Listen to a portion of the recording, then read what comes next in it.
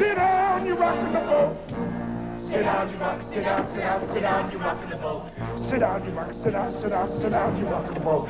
Sit down. You're rocking the boat.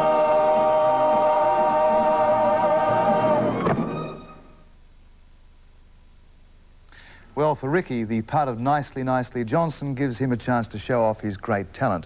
But the musical also gives Australia's leading song and dance lady, Nancy Hayes, a plum role as Miss Adelaide.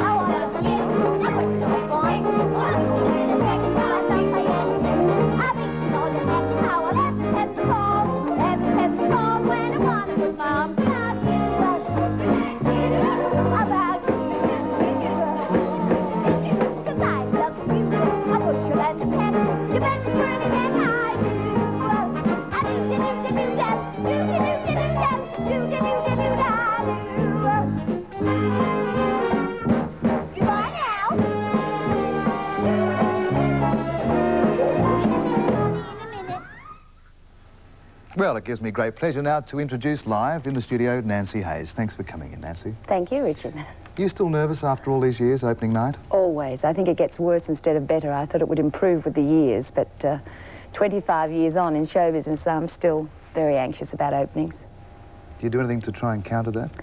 I try and keep calm. I talk to myself very rationally, but actually it's good to be nervous. The adrenaline is marvellous for performance and everything, but I really enjoy the run much better than opening nights. How do you keep that great energy we just saw up? How do you do that? Mainly because I enjoy what I'm doing, I think. And when you've got a role like Adelaide, it is a joy to do. Sometimes when you're doing something that isn't quite so much fun, you need to psych yourself up somewhat by going in, warming up, doing exercises, playing games, stimulating sort of the level of energy that you hit the stage with. Do you keep a special diet or...? Well, try to keep eating the right things. Like everybody, I fall by the wayside, of course. You're weak like the rest of us. Of course. But when you're doing a show, it helps because you're doing so much exercise. Look, you've been making a good living, I hope, out of musicals for a long time.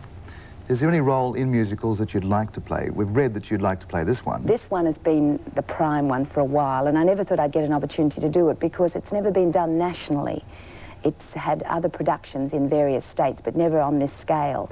And at the moment, I can't seem to think beyond Adelaide because I'm hoping it will never finish. I know the day will come, but I haven't got anything absolutely in mind. I do go away quite a bit and look at the shows and often see something. Like years ago I saw Chicago and I knew I wanted to play Roxy Hart. So I go on a sort of scouting trip every now and again. Well, you go overseas, but you haven't appeared overseas. No. Well, I had a break here very early in my career and therefore I was given the opportunity to work here. I think the frustration that sent many of my friends away, I didn't encounter that. So I was able to work and travel.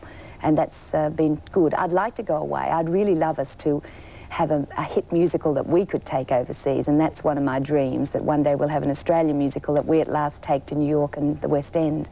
Is there anybody in the wings writing with that sort of talent, do you think? There are people writing. Of course, we can't write on the scale of something like Guys and Dolls at the moment because, as you said, the $2 million production, that sort of money is prohibitive to a local backer. We have to build up through smaller musicals, and indeed we're doing that, and many of our subsidised companies are producing Australian musicals, and I think that's the path to go.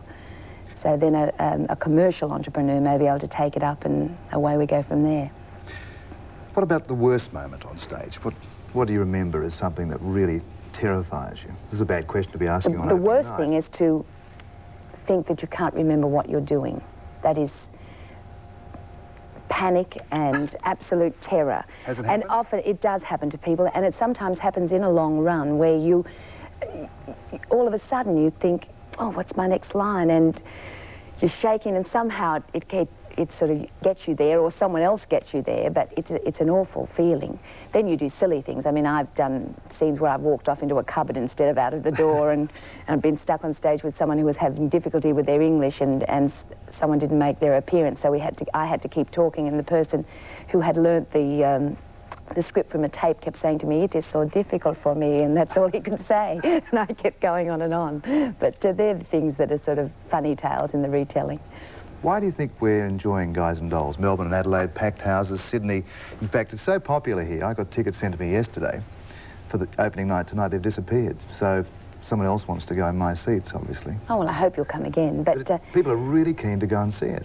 It's a lift, a musical like Guys and Dolls. It's a great story, terrific music, and this is a good production. I mean, quite spectacular. It sends people away feeling good, and I think in these times when there's so much bad news in the world, it's nice to have a bit of escapism and go to the theatre and come out with a big smile on your face. Well, that seems to run along the lines of the 50s, of course, when this was made into Guys and Dolls was a film.